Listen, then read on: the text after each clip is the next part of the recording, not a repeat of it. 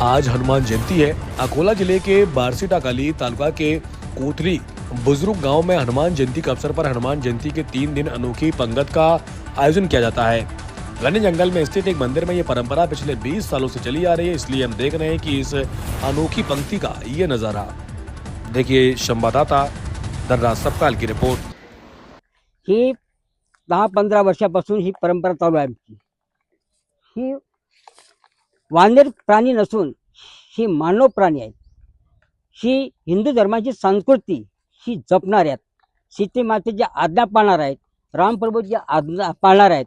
म्हणून मी त्यांना एक रामप्रभूचा एक अंश चैतन्य परब्रह्म स्वरूप याच्यामध्ये आहे, म्हणून मी त्यांची एक आत्मभावी त्याची सेवा करतो।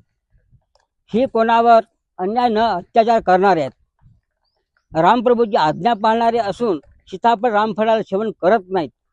म्हणून ही सर्वात श्रेष्ठ हनुमंतरायात आज गाव परत मारुती रायाचं मंदिर आहे, ते आपण मूर्तीला शंकरा फासून त्याला मूर्ती स्थापन केली आहे। पण हे सजीव हनुमंतराय आहेत।